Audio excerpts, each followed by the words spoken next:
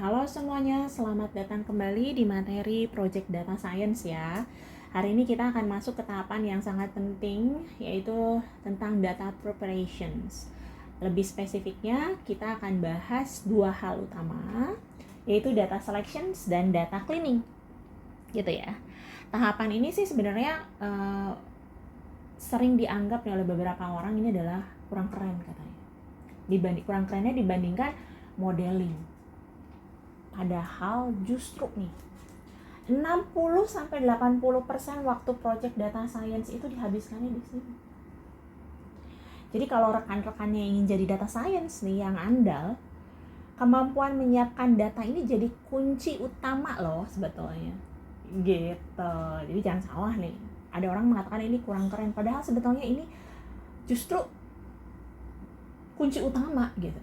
Nah, ini ibarat kayak gini deh, kalian pernah nggak sih rekan-rekannya lihat dapat dataset nih yang kolomnya banyak banget gitu ya, tapi nggak tahu nih mana yang penting.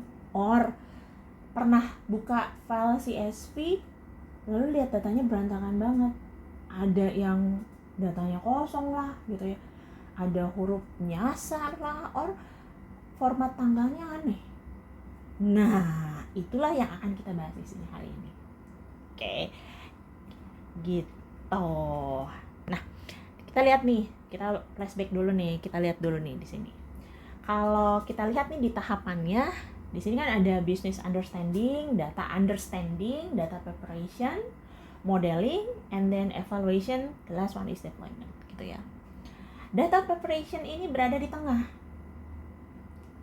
Jadi kayak jembatan antara data understanding and modeling gitu.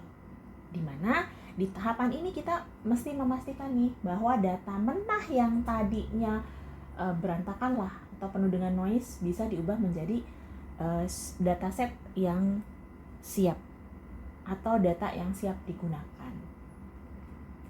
Ilustrasinya nih gampangnya beginilah. Bayangkan rekan-rekan mau bikin jus mangga. Data mentahnya itu ya si buah mangganya of course gitu ya. Tapi sebelum di blender, kita harus pilih dulu kan buah yang bagusnya itu yang mana. Kemudian kalau ada yang busuk ya buang nggak yang busuknya. Kemudian dicuci sampai bersih, baru kita blender. Nah, proses itu sama persis dengan data preparation ini loh. Gitu. Dimana nih tujuan dari data preparationnya itu sebenarnya ini loh, apa sih katanya? Apa sih sebenarnya tujuan kita melakukan proses ini gitu? Kenapa sih tidak langsung saja bikin modeling kalau misalkan sudah ada data dikumpulin gitu? Jawabannya sederhana. Karena tidak semua data yang kita miliki itu siap dipakai. Bahkan ya seringkali data mentah justru lebih banyak masalahnya daripada manfaatnya gitu. Kasarnya saya begitu.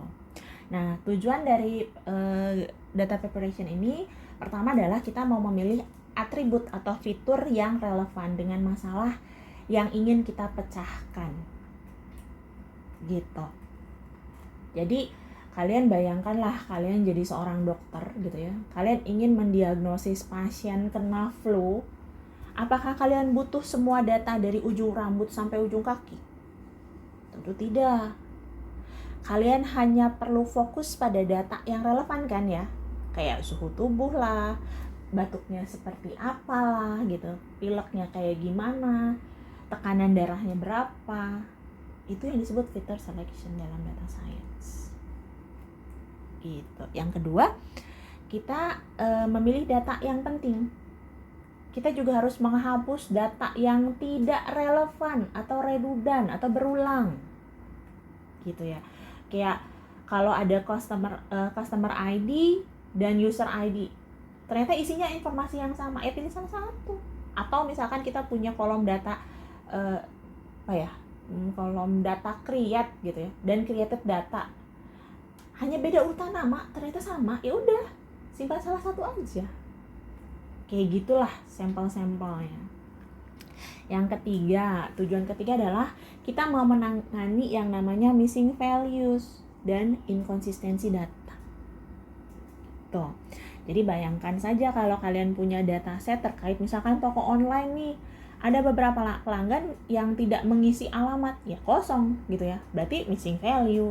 Atau ada yang menulis misalkan perempuan, wanita, P, ya inkonsisten kan ya.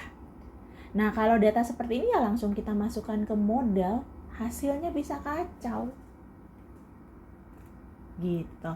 Jadi kalau misalkan dianalogiin ya kalau kayak ibarat kalian mau lomba balap mobil tapi salah satu ban misalkan bocor, apakah bisa jalan? Bisa-bisa aja Bu, tapi jalannya gitulah geleg gitu ya. Ya itu missing value itu ibarat ban bocor gitu. Harus diperbaiki dulu supaya kendaraan datanya nih yang kita punya ini bisa berjalan mulus. Ibaratnya kayak gitu. Nah, kalau yang keempat nih, tujuan terakhir adalah kita mau menyusun dataset yang bersih, terstruktur, dan bisa dipercaya. Kalian bisa bayangkan ini seperti fondasi bangunan lah gitu. Kalau fondasi rumahnya kalian miring gitu ya, secantik apapun desainnya, rumahnya tetap akan roboh. Nah, dalam data science, fondasi ini adalah data quality of course. Data yang bersih bisa membuat analisis lebih akurat, model lebih stabil, dan hasilnya bisa dipercaya untuk pengambilan keputusan.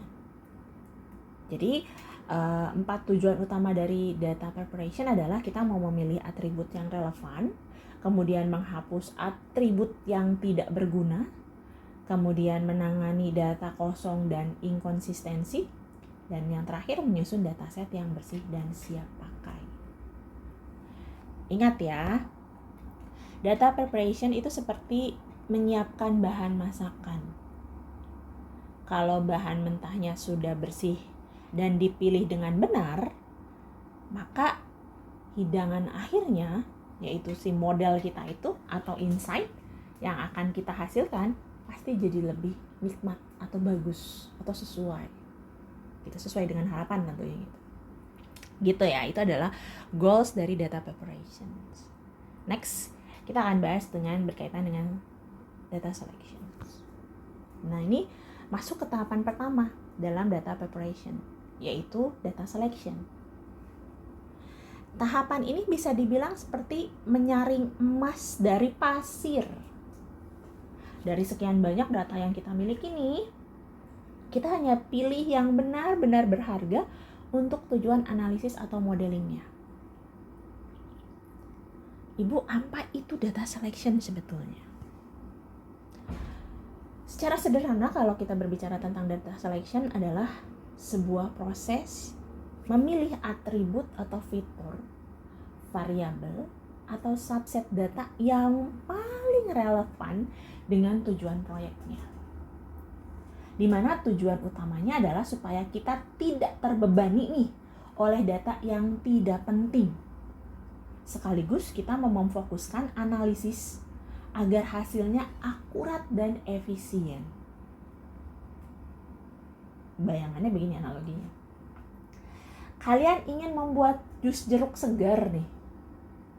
Di depan kalian ada keranjang berisi buah-buahan, ada jeruk bagus, jeruk busuk, dan apel. Kalau tujuannya jus jeruk, apakah kalian akan masukkan semua buah-buahan itu ke blender? Of course not. Kalian hanya akan memilih jeruk, tapi jeruknya pun pasti yang bagus kan? Gitu. Nah, data selection ini sama seperti itu. Kita memilih data yang sesuai dengan tujuannya, gitu, yang ingin dicapai. Tujuannya ingin dicapai seperti apa? Bu, mengapa sih data selection itu penting? Tidak jarang nih banyak mahasiswa yang berpikir bahwa bukannya Bu semakin banyak data semakin bagus nih hasilnya. Padahal tidak selalu begitu loh. Data yang terlalu banyak tapi tidak relevan nih justru bisa 1. Mengacaukan model. 2. Memperlambat proses analisis. 3. Bahkan menurunkan akurasi dari prediksinya. Ingat loh, prinsip data science. More data isn't always better. Only the right data is. Ya, jadi more data isn't always better. Only the right data is. Itu selalu diingat oleh kalian. Itu adalah prinsip penting dalam data science. Nah, oke. Next kita akan lihat nih kriteria dalam data selection. 3 kriteria utama yang digunakan dalam memilih data yang tepat. 1. Data yang dipilih harus mendukung tujuan dari proyeknya. Kita tidak bisa hanya asal pilih kolom karena kelihatannya menarik loh. Harus ada alasan logis dan hubungan langsung dengan pertanyaan si bisnisnya. Contoh nih, jika tujuan proyeknya adalah memprediksi pelanggan berhenti langganan misalkan, dalam arti misalkan langganan Netflix lah gitu. Data yang relevan berarti lama berlangganan, jumlah keluhan, frekuensi tontonan misalkan, aktivitas login. Data yang tidak relevannya apa? Ya misalkan ada tema aplikasi, font yang dipakai, gambar favoritnya apa, gitu. Gambar untuk si ikonnya itu favoritnya apa, gitu. Itu ke situ larinya. Nah, kalau kita lihat nih, Bu, berarti kalau ada kan tadi ada yang tidak relevan nih, kayak warna tema, font, atau tampilan format. Kenapa disebut tidak relevan? Ya, sekarang pertanyaannya, apakah hal tersebut berpengaruh pada keputusan berhenti berlangganan? Tentu tidak. Tapi kalau pengguna misalkan tidak login selama 30 hari dan sering komplain, itu sinyal kuat bahwa dia akan berhenti. Nah, berarti kita sudah mulai tahu nih ya, yang pertama. Gitu. Kita harus pilih data yang mana sih yang benar-benar mendukung tujuan proyek. 2. Kita melihat ketersediaan dan kelengkapan data. Mana poin kedua ini berarti data yang kita pilih harus tersedia secara cukup lengkap dan konsisten. Percuma kita punya kolom yang teorinya bagus, tapi 80% nilainya kosong. Contohnya, misal dalam dataset pelanggan e-commerce nih, kita punya kolom misalkan feedback score gitu ya, feedback score. Tapi ternyata 90% pelanggan tidak pernah memberikan feedback. Maka kolom itu sebaiknya tidak dipakai karena informasinya tidak relevan gitu loh. Nah, atau misalkan apa ya? Oke, misalkan kayak gini deh. Kalau kalian punya 2 atribut nih, satu relevan tapi kosong 70%, dan satunya lagi cukup lengkap tapi kurang kuat hubungannya. Kalian pilih yang mana? Ulang ya. Kita punya 2 atribut nih. Satu relevan tapi kosong 70%, dan satunya lagi cukup lengkap tapi kurang kuat hubungannya. Yang mana yang mau dipilih? Nah, ini adalah salah satu nih dilema yang sering dihadapi si orang data science. Dimana kita harus kompromi antara relevansi dan ketersediaan data. Ini penting loh. Gitu. Jadi nanti ini adalah dilematik terbesar, tapi kita harus cek yang mana nanti. Kita harus ambil keputusan. 3. Nilai prediktif atau penjelasan. Atau apa ya? Predictive explanatory power lah gitu ya. Ini sebagian besar kemampuan atribut itu untuk menjelaskan atau memprediksi fenomena yang kita alami. Contoh, kalau kita ingin memprediksi IPK mahasiswa lah, kolom jumlah SKS atau jumlah jam belajar per minggu punya nilai prediktif yang lebih tinggi. Tapi kolom seperti warna laptop, hobi, atau ukuran sepatu jelas tidak memberikan kontribusi nih terhadap prediksi tentunya. Kayak gitulah. Jadi analoginya paling gampang, kalau kita sebagai detektif, tidak semua bukti punya bobot sama kan ya. Ada bukti yang hanya kebetulan, tapi ada yang benar-benar kuat mengarah ke si pelaku.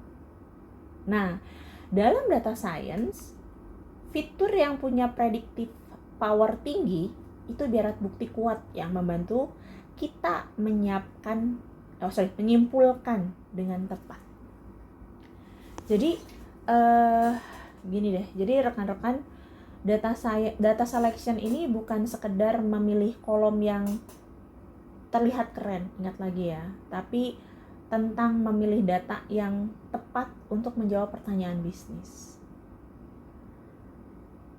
Utamanya pilih data yang relevan dengan tujuan proyek, kemudian pastikan datanya tersedia dan lengkap gitu ya. Gunakan fitur yang punya nilai prediktif tinggi. Kalau tahapan ini dilakukan dengan benar gitu ya, maka model yang kita buat nanti akan lebih efisien, akurat, dan bisa dipercaya. Ingat, saya selalu bilang dari awal gitu ya, ingat garbage in, garbage out. Jadi kalau data yang kalian pilih tidak tepat, maka hasil analisis secanggih apapun tidak akan berguna. Gitu. Oke, next kita bahas lagi. Nah, sekarang kita masuk ke data cleaning. Setelah kita pilih atribut yang relevan, tahapan berikutnya adalah membersihkan data. Nah, data cleaning ini melibatkan beberapa tugas penting, yaitu menangani missing value. Gitu. Caranya bisa hapus baris kosong atau input dengan nilai-nilai dari main, median, mode, atau bahkan model prediksi. Contohnya kalau ada umur siswa, ada yang kosong, bisa diisi dengan rata-rata umur siswa lainnya. Gitu. Yang kedua, menghapus duplikasi. Misalkan ada 2 baris dengan ID pelanggan yang sama persis, ya cukup simpan 1 saja. Yang ketiga, mendeteksi outlier. Kita bisa gunakan boxplot, G-score, atau IKR method gitu ya, untuk menemukan nilai ekstrem. Misalnya kayak pembelian sebesar 1 miliar ketika rata-rata hanya 1 juta gitu. Keempat nih, memperbaiki format yang tidak konsisten. Contohnya yang paling sering diperbaiki yaitu adalah tanggal. Misalkan ada yang 2024-05-01 dan ada yang nulisnya 01 strip 05 strip 2024. Ya ini harus distandarkan, mau format yang mana.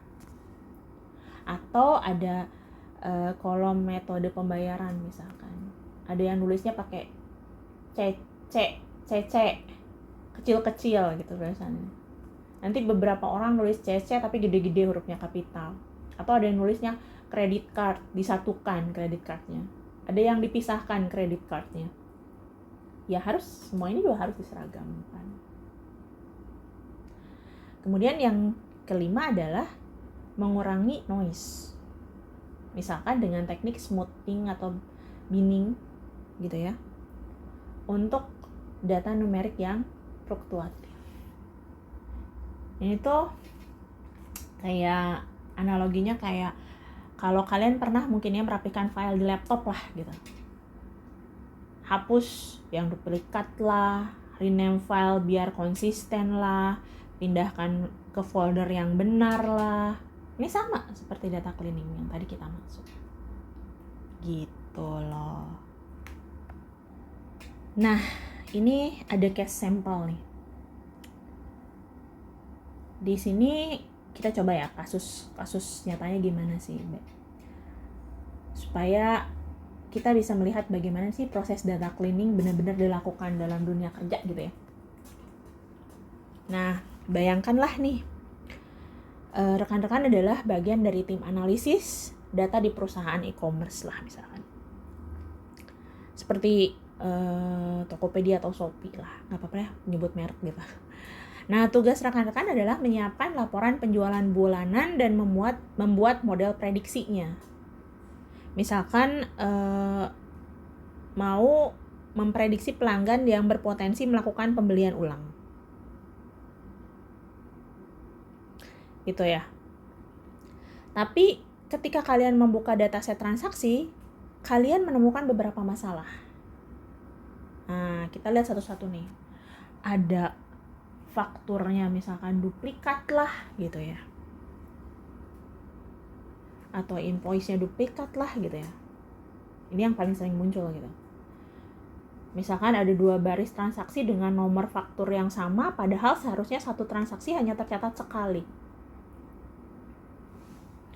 Jadi karena kalau misalkan kita ilustrasikan, mungkin nih Mbak, kalian mencatat transaksi di kasir, karena koneksi internet sempat putus, kita mencatat transaksi sama 2 kali. Nah, kalau data ini tidak dibersihkan, total pendapatan perusahaan akan dihitung 2 kali lipat dari kenyataannya. Solusinya, deteksi duplikasi dengan misalkan fungsi duplicate di Python gitu.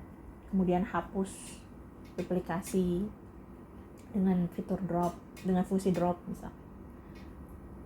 Simpan hanya satu entry transaksi yang valid.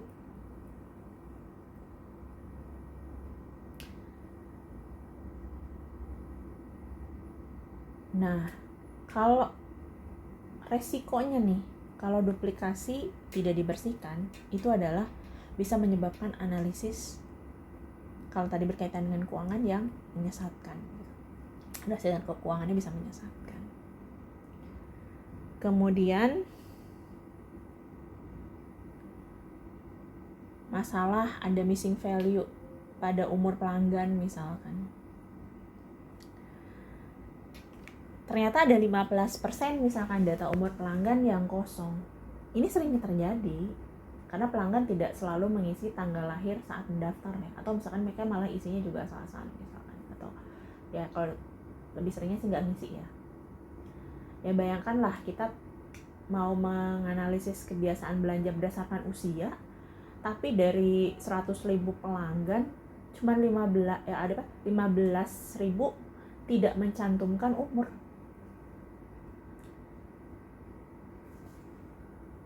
Kalau kita abaikan nih, hasil analisis bisa berat sebelah. Solusinya, kita bisa gunakan metode imputation gitu ya, untuk mengisi nilai kosong. Jika datanya kayak numerik seperti umur gitu ya, bisa menggunakan nilai median agar tidak terpengaruh oleh outlier gitu. Kenapa sih Bu median selalu dipilih gitu ya? Karena median dipilih karena dia lebih stabil daripada mean gitu. Jika ada data ekstrim. Gitu. Nanti kalian juga bisa pakai regression imputation atau KNN imputation kalau ingin hasil yang lebih presisi lah, terutama untuk dataset besar. Gitu. Kemudian yang ketiga nih, kita tentukan transaksi dengan nominal ekstrim. Ini outlier ya, gitu ya. Misalkan 100 juta, padahal rata-rata transaksi hanya 500.000. Jadi intinya kayak gini. Bayangkan ada sistem kasir mencatat kesalahan input. Seharusnya pembelian 1 juta tapi tertulis 100 juta. Kalau data ini ikut dianalisis, hasil data transaksi akan melonjak tajam. Dan pasti menyesatkan si tim bisnis lah gitu. Solusinya, gunakan metode statistik untuk mendeteksi outlier-nya. Bisa pakai block spot visualization untuk melihat nilai ekstrem, atau Z-score method, atau IKR gitu, untuk menghapus data di luar jangkauan normal. Setelah diidentifikasi,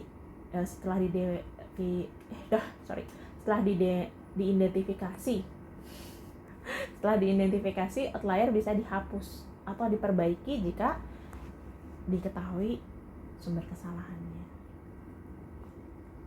Jadi kita tidak selalu harus menghapus outlier ya. Kadang nilai ekstrim justru penting sebetulnya. Misalnya pelanggan premium yang belanja besar setiap bulan. Jadi keputusan menghapus outlier itu berdasarkan business understanding aja. Jadi nanti kita juga cek lagi apakah betul itu harus dihapus atau tidak. Nah, kemudian format yang tidak konsisten pada metode gitu ya. Nah, ini kita harus menstandarkan ketika ada yang tidak konsisten. Ya ibaratnya sih kalau kita biarkan seperti ini, sistem akan membaca misalkan label tadi yang kita bahas ada CC, ada kartu kredit card disatukan tulisnya, kredit card dipisah gitu ya. Ya si sistem akan menganggap sebagai kategori yang berbeda. Akibatnya ketika kita buat grafiknya nanti hasilnya akan membingungkan, seolah-olah ada 4 metode berbeda padahal semuanya sama, kartu kredit gitu. Ya berarti langkahnya ya lakukan standarisasi format data. Dan untuk dataset besar bisa gunakan data dictionary atau kamus data gitu ya, agar penamaan atribut tetap konsisten antar periode atau antar sumber data gitu ya. Nah, dari keempat langkah tadi sih kelihatannya memang sepele ya gitu ya. Tapi coba bayangkan dampak kalau data tidak dibersihkan gitu. Masalahnya jadi ada total pendapatan perusahaan bisa jadi salah hitung karena ada faktur yang duplikat gitu. Analisis umur pelanggan bias karena banyak nilai kosong. Strategi promosi gagal karena data pembelian tidak realistis. Dan berikutnya mungkin dashboard keuangan menampilkan metode pembayaran baru yang sebenarnya cuma salah tulis. Tadi yang CC, kartu kredit dipisah, kartu kredit disatukan gitu. Menulis kapital semua atau gimana gitu. Jadi ibaratnya ini tuh kayak kalau kalian jadi manajer Tokopedia dan tadi Shopee gitu ya, dan mengambil keputusan berdasarkan data yang tadi gitu masih berantakan, pasti beresiko. Bisa salah target pasar, bisa salah strategi diskon, ya yang ujung-ujungnya merugikan si perusahaan, gitu loh. Jadi ingat ya rekan-rekan, the quality of your model depend on the quality of your data. Data yang bersih menghasilkan analisis yang jernih, dan dari situlah keputusan bisnis yang tepat bisa diambil gitu loh. Next kita lanjut ya. Nah ini ada beberapa tools yang bisa dijadikan alat bantu gitu ya dari Python gitu. Biasanya ada Pandas dan NumPy gitu ya, itu untuk manipulasi data. Kemudian ada Scikit-learn dengan model simple gitu ya, simple inputter dan standar scalar gitu ya. Kemudian ada Pyod, itu untuk outlier detection. Kemudian ada R, dari R sendiri itu ada macam-macam. Nah, untuk visualisasi biasanya kita pakai Matplotlib gitu ya. Ini banyak-banyak macam-macam, ada Power BI gitu. Sangat bagus ini untuk melihat anomali secara visual. Ya kalau kalian mau cepet cek gitu ya kebersihan data, coba gunakan Pandas Profiling gitu ya. Hanya 1 baris kode sebetulnya kalian sudah dapat laporan lengkap gitu.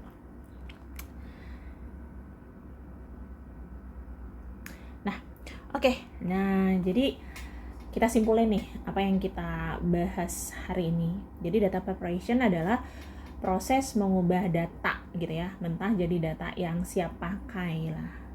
Fokus utamanya untuk hari ini kita berbicara tentang selection dan cleaning. Dimana selection berarti kita akan memilih atribut yang relevan, sedangkan cleaning itu membersihkan data agar akurat dan konsisten. Dimana hasil akhirnya adalah final dataset gitu yang siap digunakan untuk modeling. Analoginya lah, kalau modeling itu seperti memasak, maka preparation adalah proses kayak mencuci, memotong, dan menyiapkan bahannya. Kalau bahannya kotor ya hasilnya pasti gagal. Ingat ya, data yang baik adalah fondasi dari analisis yang sukses. Jadi kalau rekan-rekan ingin hasil prediksi yang keren gitu, yang oke, mulai dulu dari dataset yang bersih. Oke, itu adalah materi kita yang berkaitan dengan data preparation gitu ya. Untuk hari ini, next kita ketemu lagi di pembahasan yang lain. Terima kasih sudah tetap fokus. Sampai jumpa lagi.